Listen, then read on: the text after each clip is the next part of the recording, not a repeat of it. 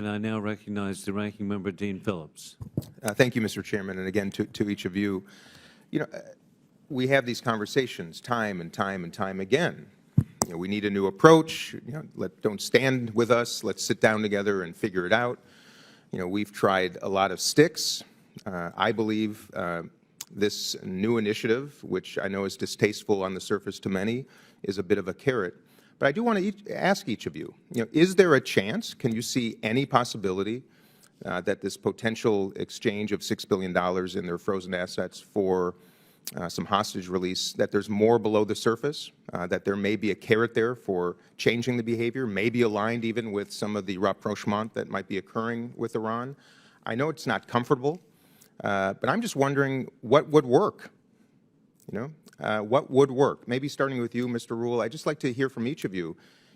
Would you support any attempt at diplomacy with Iran? Do you think there is any chance whatsoever that their interests might align with some of our diplomatic tools if we leverage them appropriately? I'd love to hear from each of you more specifically about what you think we should be doing. Mr. Rule. That's a great question. I have repeatedly watched and participated in diplomacy with Iran over multiple administrations. We do not have a problem talking with Iran.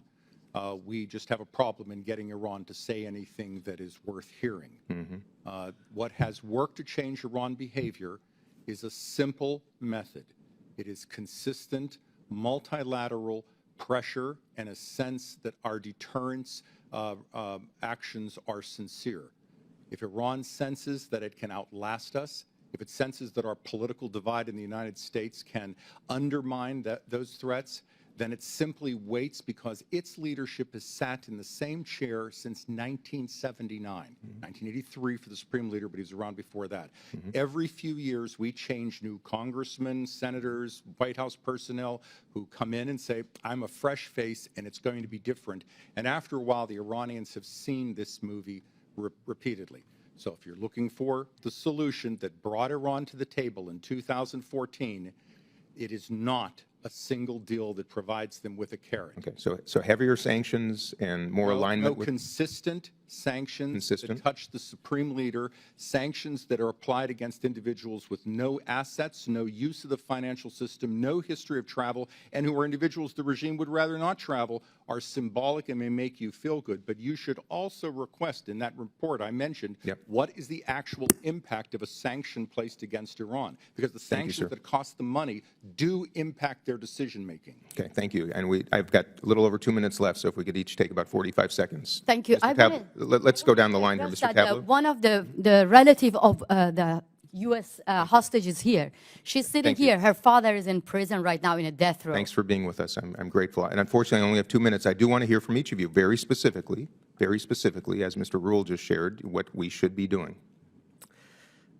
First things first, Iran's changes to some of its security posture in the region should not be mistaken for de-escalation and should not be welcomed. The Biden administration is fundamentally misreading what is happening. Iran is not de-escalating in the region. Iran is locking in its posture. This is basically a knife in the back of Saudi Arabia for 10 years, and then a handshake does not account to de-escalation. Arming, training, funding the Houthis for 10 years. The Houthis are the only Iranian proxy with medium-range ballistic missiles. The Iranians did not create the Houthis. They co-opted that movement there. So understand what this is first. Iran is locking in a series of conflicts, not de-escalating them, locking in a stalemate in its favor to buy time, space, breathing room. Same thing with the rehab of its states. In addition to the strong multilateral recommendations for sanctions that Norm Rule just mentioned, I would echo one other thing.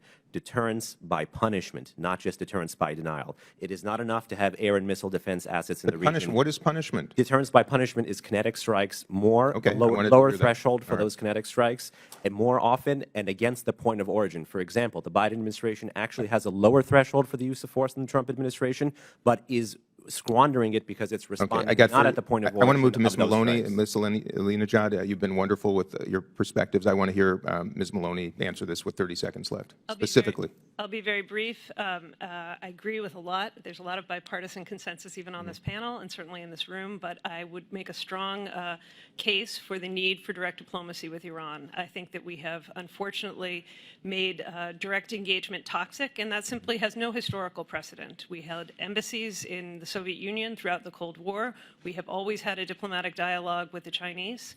We need to be directly engaging with the officials of the Islamic Republic, but as my colleague said, doing so in a way that makes clear that we are not ceding ground to them.